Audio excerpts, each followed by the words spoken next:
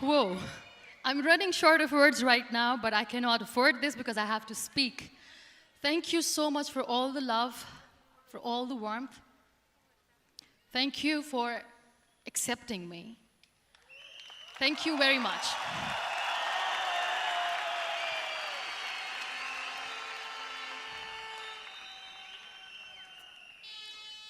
Well, I always start my talk with a disclaimer. And that disclaimer is that I've never claimed to be a motivational speaker.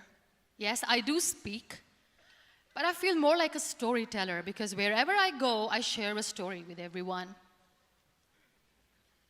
Well, it is a story of a woman whose perfectly imperfect life made her who and what she is today. It's the story of a woman who, in pursuit of her dreams and aspirations, made other people realize that if you think that your life is hard and you're giving up on that because you think your life is unfair, think again. Because when you think that way, you are being unfair to your own self. It's the story of a woman who made people realize that sometimes problems are not too big. We are too small because we cannot handle them.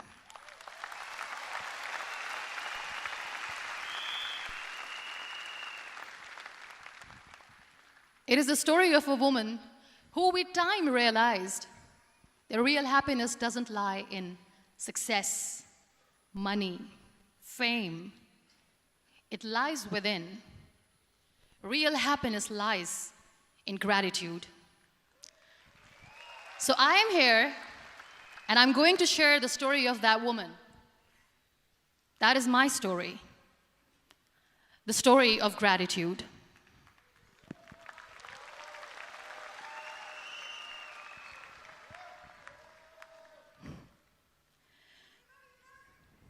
I love you too. I love you all. I believe in the power of words. Many people speak before they think. But I know the value of words. The words can make you, break you, they can heal your soul, they can damage you forever. So I always try to use the positive words in my life wherever I go. They call it adversity, I call it opportunity. They call it weakness, I call it strength. They call me disabled, I call myself differently abled. They see my disability. They see my disability, I see my ability. There are some incidents that happen in your life, and those incidents are so strong that they change your DNA. Those incidents or accidents are so strong that they break you physically. They deform your body, but they transform your soul.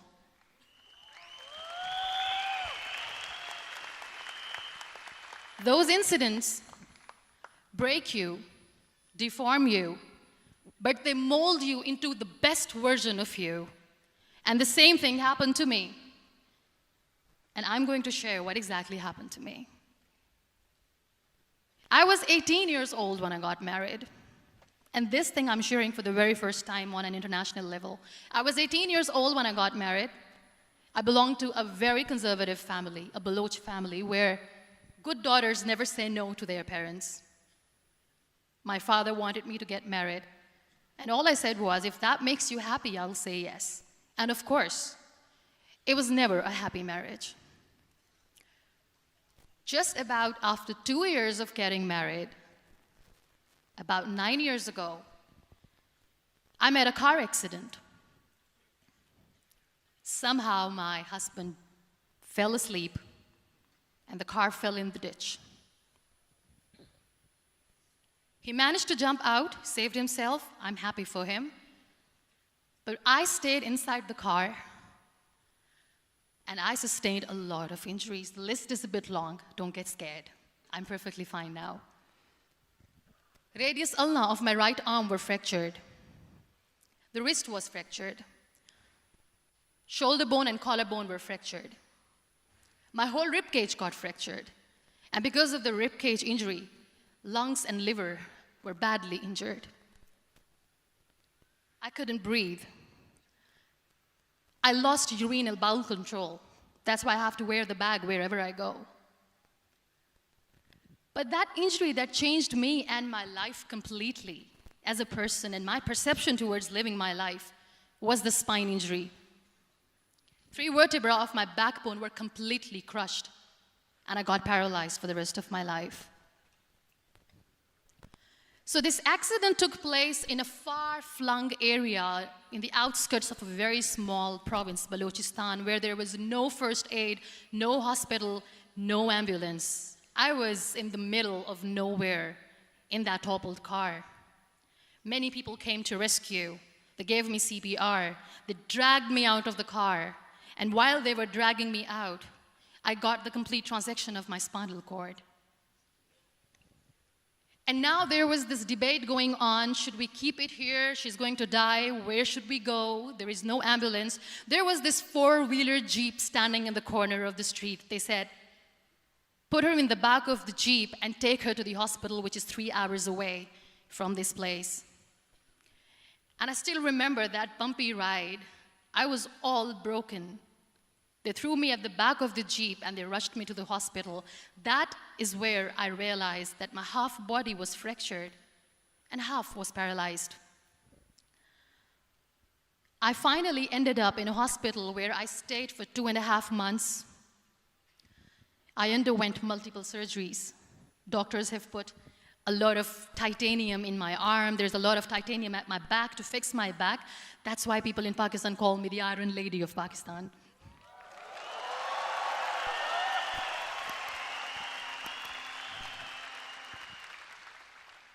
Sometimes I wonder how easy it is for me to describe all this all over again.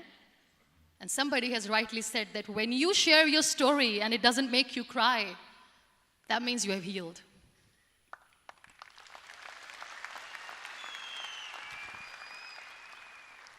Those 2.5 months in the hospital were dreadful. I will not make up stories just to inspire you. I was at the verge of despair. One day, doctor came to me and he said, well, I heard that you wanted to be an artist, but you ended up being a housewife. I have a bad news for you. You won't be able to paint again because your wrist and your arm are so deformed, you won't be able to hold a pen again. And I stayed quiet. Next day, doctor came to me and said, your spine injury is so bad, you won't be able to walk again. I took a deep breath and I said, it's all right. The very next day, doctor came to me and said, because of your spine injury and the fixation that you have in your back, you won't be able to give birth to a child again. That day, I was devastated. I still remember, I asked my mother, why me? And that is where I started to question my existence. Why am I even alive? What's the point of living? I cannot walk, I cannot paint, fine, I cannot be a mother. And we have this thing in our heads, being women, that we are incomplete without having children. I am going to be an incomplete woman for the rest of my life. What's the point? People are scared. They think I will get divorced. What is going to happen to me? Why me? Why am I alive? We all try to chase this tunnel. We all do this because we see light in the end of the tunnel, which keeps us going. My dear friends, in my situation, there was a tunnel that I had to roll on, but there was no light. And that is where I realized that the words have the power to heal the soul. My mother said to me, this too shall pass. God has a greater plan for you. I don't know what it is, but He surely has.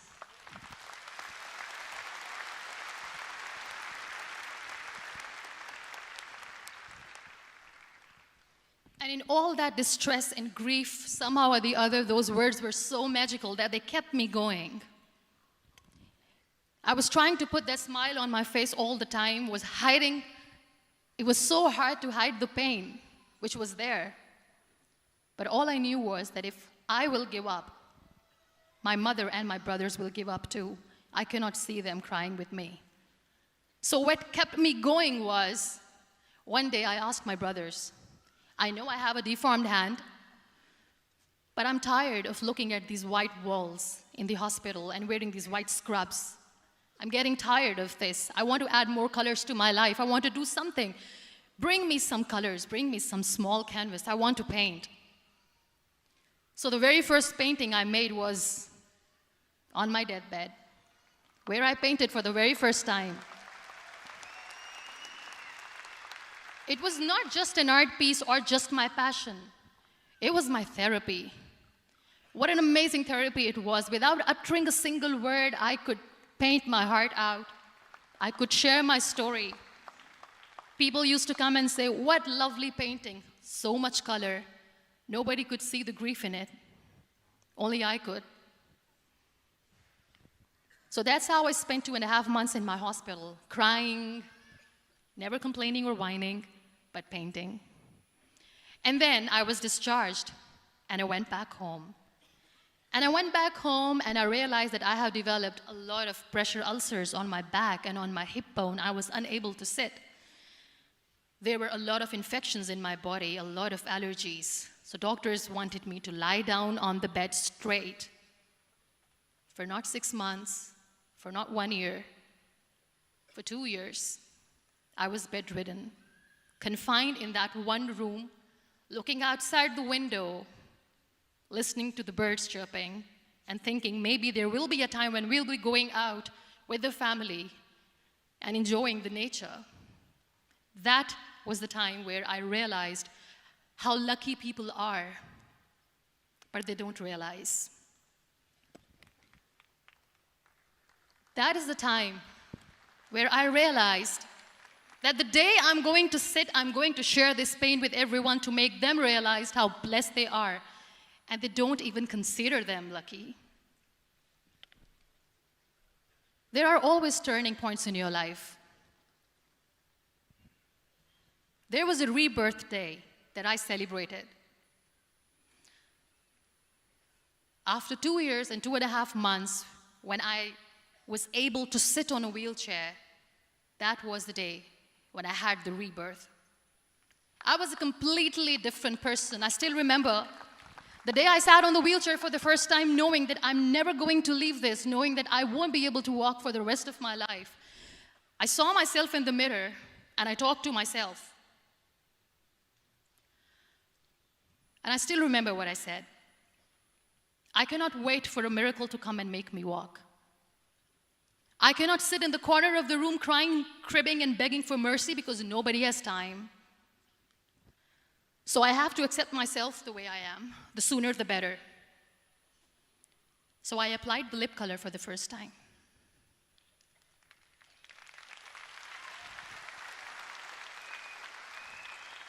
And I erased it. And I cried. And I said, what am I doing? A person on a wheelchair should not do this. What will people say? Clean it up. Put it again.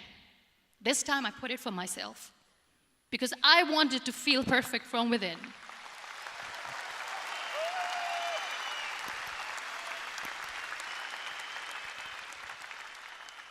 And that day I decided that I'm going to live life for myself. I am not going to be that perfect person for someone. I am just going to take this moment and I will make it perfect for myself. And you know how it all began? That day I decided that I'm going to fight my fears. We all have fears. Fear of unknown, fear of known, fear of losing people, fear of losing health, money. We want to excel in career, we want to become famous, we want to get money. We are scared all the time. So I wrote down one by one all those fears, and I decided that I'm going to overcome these fears one at a time. You know what was my biggest fear? Divorce. I couldn't stand this word. I was trying to cling on to this person who didn't want me anymore, but I said no. I have to make it work. But the day I decided that this is nothing but my fear, I liberated myself by setting him free. And I made myself emotionally so strong that the day I got the news that he's getting married, I sent him a text that I'm so happy for you and I wish you all the best. And he knows that I pray for him today.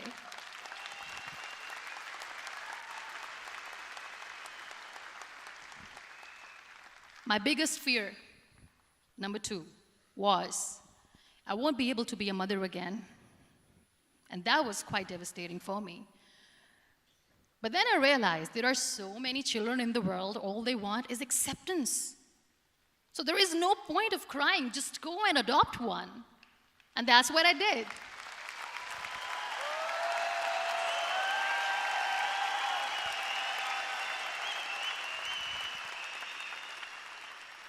I gave my name in different organizations, different orphanages. I didn't mention that I'm on a wheelchair, dying to have a child.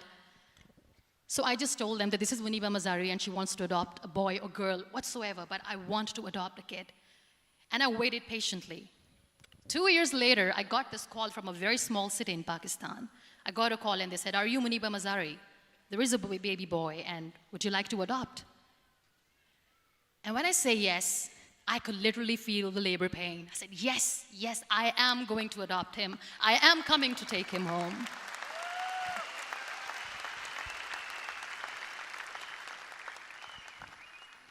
And when I reached there, the man was sitting and he was looking at me from head to toe. And in back of my head, I kept thinking that, oh my God, he is going to say she's on the wheelchair, she doesn't deserve it. How is she going to take care of him? And I looked at him and I said, do not judge me because I'm on the wheelchair. But you know what he said? He said, I know you will be the best mother of this child. You both are lucky to have each other.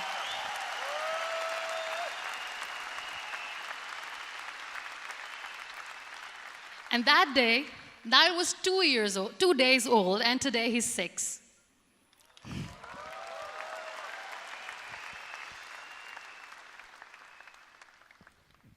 You'll be surprised to know another bigger fear that I had in me. It was facing people. I used to hide myself from people. When I was on bed for 2 years, I used to keep the door closed. I used to pretend that I'm not going to meet anyone, tell them that I'm sleeping. You know why? Because I couldn't stand that sympathy that they had for me. They used to treat me like a patient. When I used to smile, they used to look at me and say that, "You're smiling, are you okay?" I was tired of this question being asked, "Are you sick?" Well, a lady yesterday at the airport asked me, "Are you sick?" And I said, well, besides the spinal cord injury, I'm fine, I guess.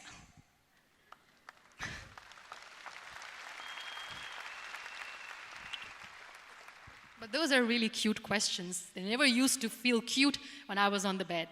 So I used to hide myself from people, knowing that, oh my God, I'm not going to see that sympathy in their eyes. It's all right. And today I'm here speaking to all these amazing people because I have overcome the fear.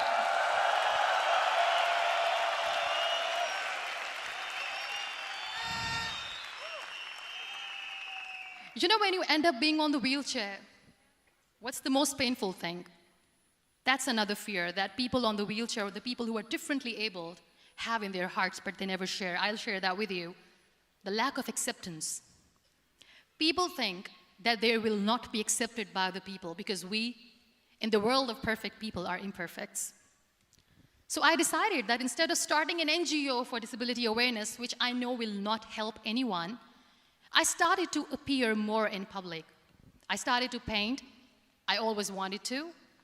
I have done a lot of exhibitions. I'm Pakistan's first wheelchair-bound artist. I have done a lot of modeling campaigns, different campaigns for brands like Tony and Guy.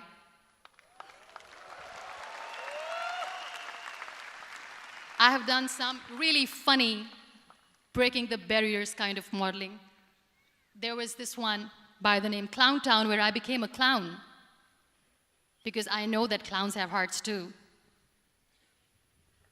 And then I also decided that if I really want to make the difference, I am not going to let people use me for their polio campaigns where they will make you a victim and an emblem of misery and mercy and will say that, you know what, give polio drops to your children or they'll become like this girl.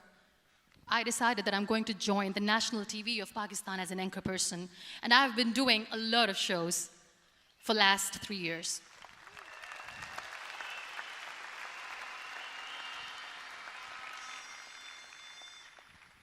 So when you accept yourself the way you are, the world recognizes you.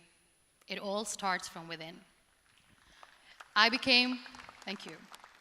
I became the National Goodwill Ambassador for UN Women Pakistan, and now I speak for the rights of women, children.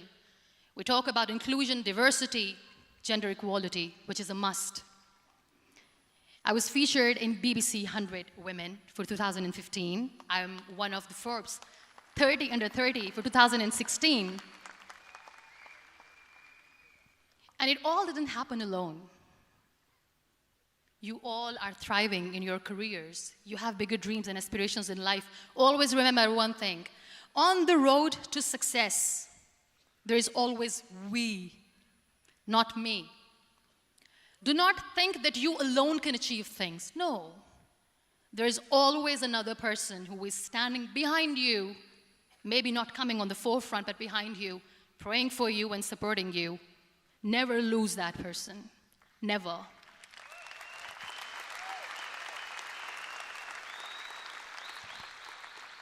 No matter how much I say that I couldn't find a hero, so I became one, I still want to recognize those 3 people in my life who literally changed my life completely, and I get inspiration from them every single day. Waleed Khan. Many people know about the terrorist attacks in Pakistan. We have lost many people. And I'm sharing this with a very heavy heart because we actually have lost a lot of people in this huge turmoil of terrorism. These people are barbarians. They do not see people. They're even worse than animals. They have killed people in mosques. They have killed people in churches, temples, even in schools. There was this terrorist attack in Army Public School, Peshawar, where these terrorists entered in an examination hall and they killed our children. And in that attack, that day, this beautiful boy, Waleed Khan, who was my hero, my real life hero, was the proctor who was taking care of the students, was keeping an eye on the students. Those barbarians shot him 3 times in the face, 5 times on his body, and he fell down. I was asked to give a talk in the school after a week of that terrorist attack. With a very heavy heart, I went there and I spoke. We sang a few national songs. I thought that maybe I've done my part, but deep inside, it was killing me. I could see children injured. I could see children sitting on the wheelchairs, looking at me, wondering, what next?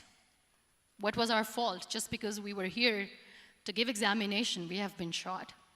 So many people, so many children lost their friends. Their classrooms were empty. The next day they went to the classroom. So this kid, Waleed Khan, I was asked that he is in a hospital right now, and you have to go and see him and motivate him and tell him that it's going to be okay. And when I saw Waleed Khan coming on the wheelchair for the first time in front of me, face was all deformed. His leg was fractured, his arm was fractured. He couldn't talk, he lost his teeth. He cannot sneeze, he cannot smell. He cannot eat. And I kept thinking, what should I say? That everything is going to be all right? No, nothing is all right. And while I was juggling with the words, what to say, what not to say, this beautiful child, Waleed Khan, came to me and he said, "Are you MUNIBA MAZARI?" I said, "Yes." He said, "Baji, let's take a selfie."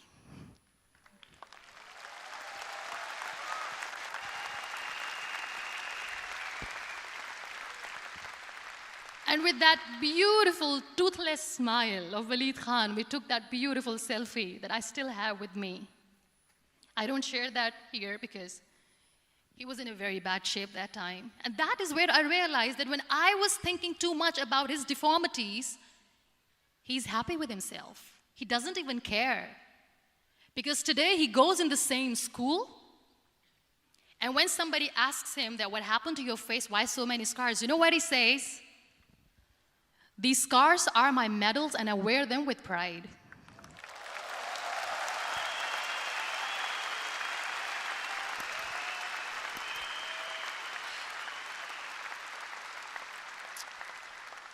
And how beautifully he says the terrorists wanted me not to study. I am going to study. I will become a doctor one day. And this is my way of taking revenge from those terrorists. Another real-life hero, of course, my son. His name is Nile, N-I-L-E, River Nile. I learned so much from this kid. The first and foremost thing is patience.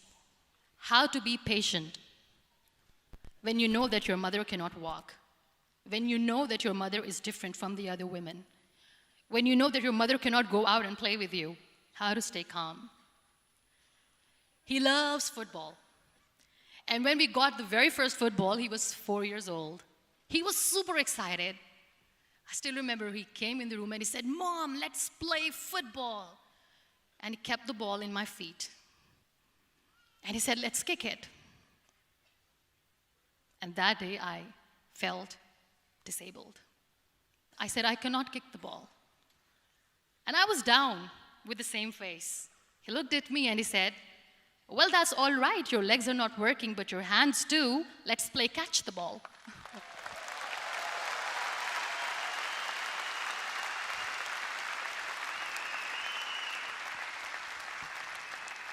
You know what? That day he made me realize that when you think your glass is half empty, come on, your glass is half full. It's all in here and here. Last but not least, the woman who made me realize that heroes have no gender. The woman who believed in me even when I was completely at the verge of despair, where everybody left, she was there. And every time I looked at her, without saying anything, she used to look at me and said, "This too shall pass. God has a bigger plan. And one day you will say that, oh my God, that is why God has chosen me." She never cried in front of me. She has always said that there will be haters, there will be naysayers, there will be disbelievers, and then there will be you proving them wrong. My mother.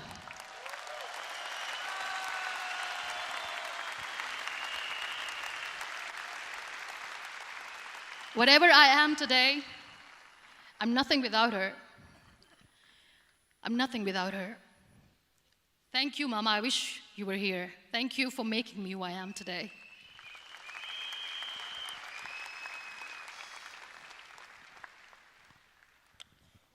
You know what? We human beings have a problem.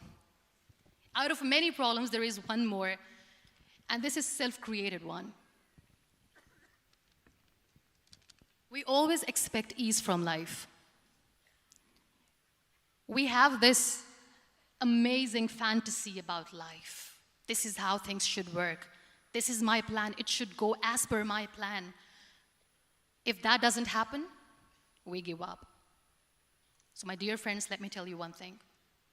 I never wanted to be on the wheelchair. Never thought of being on the wheelchair. I was always aspiring to do bigger things, but had no idea that for that I have to pay the price to be where I am today. It's a very heavy price. This life is a test and a trial, and tests are trials are never supposed to be easy. So when you are expecting ease from life, and life gives you lemons, then you make the lemonade, and then do not blame life for that, because you were expecting ease from a trial. Trials make you a stronger, better person. Life is a trial, and with time you realize that.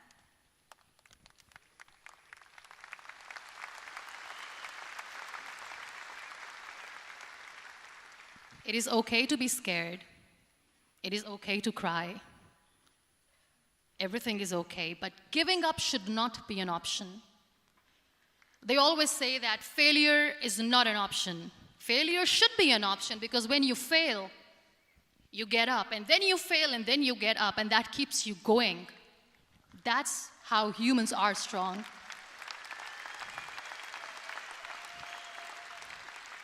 Failure is an option, should be an option, but giving up is not. Never.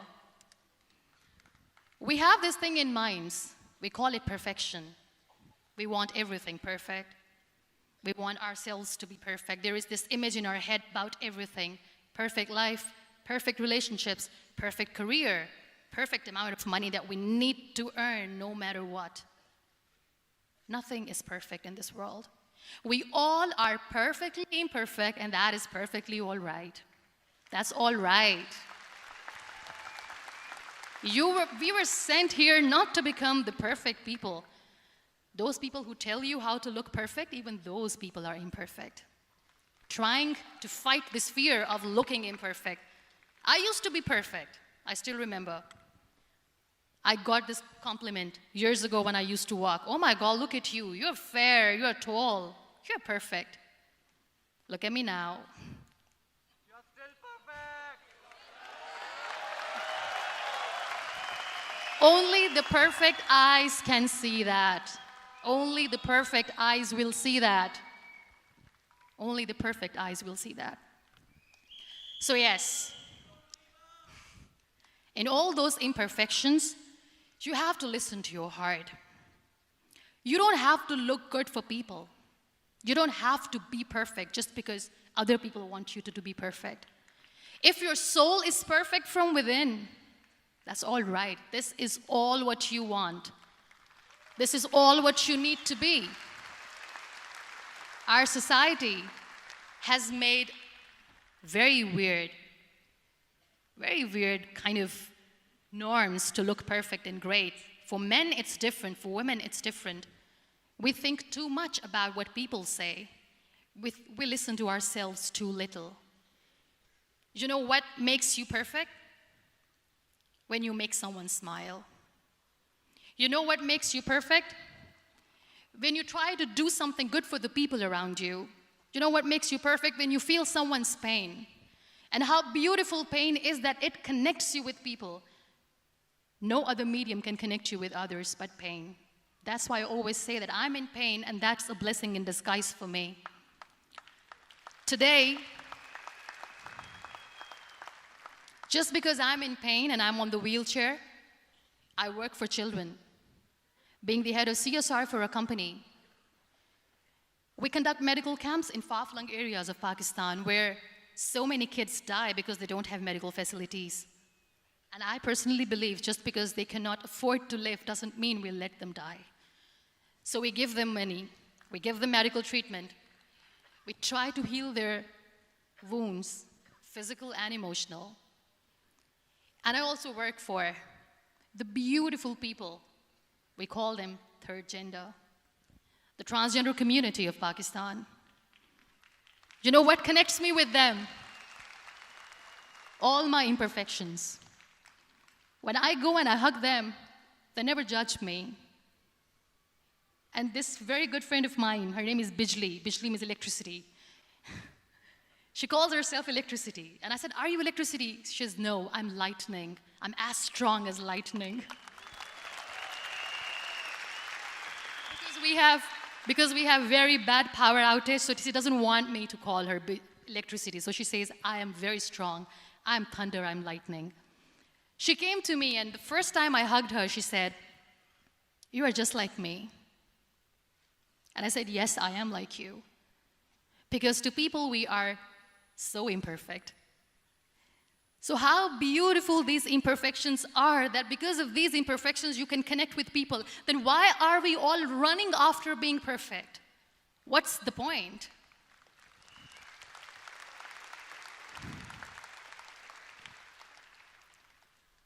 Every time I go in public, I always smile. There's always a big toothy smile on my face, and people ask me, don't you get tired of smiling all the time? What's the secret? I always say one thing, that I have stopped worrying about the things that I have lost, the people that I have lost. Things and people who were meant to be with me are with me. And sometimes, somebody's absence makes you a better person. Cherish their absence. It's always a blessing in disguise. I always say that people are so lucky they don't even realize. You must be thinking, okay, you're lucky in what sense? Well, the breath that you just took was a blessing. Embrace it.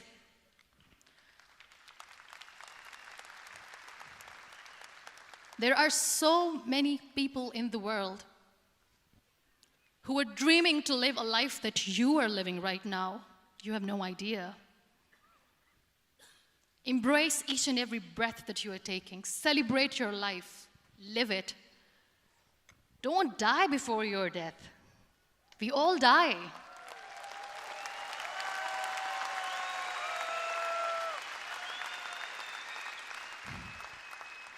We live this one routine of a day for 75 years and we call it life. No, that's not life. If you're still thinking why you have been sent here, if you're still juggling with the concept of why you are here, you haven't lived yet. You work hard, you make money, you do it for yourself. That's not life. You go out, you seek for people who need your help, you make their lives better. You become that sponge which can absorb all the negativity, and you become that person who can emit beautiful, positive vibes. And when you realize that you have changed someone's life, and because of you, this person didn't give up, that is the day when you live. Always.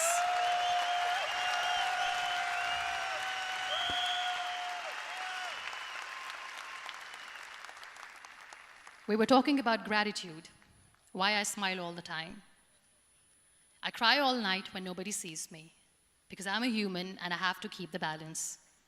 And I smile all day because I know that if I will smile, I can make people smile. That keeps me going.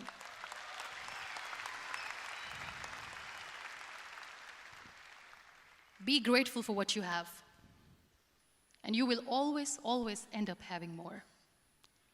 But if you'll cry and if you'll crib for the little things that you don't have or the things that you have lost, you will never ever have enough. Sometimes we are too busy thinking about the things that we don't have that we forget to cherish the blessings that we have. I'm not saying that I'm not healthy and that makes me unlucky, but yes, it is hard. It is hard when I say that I cannot walk. It is hard to say when I wear this bag. It hurts. But I have to keep going, because never giving up is the way to live, always.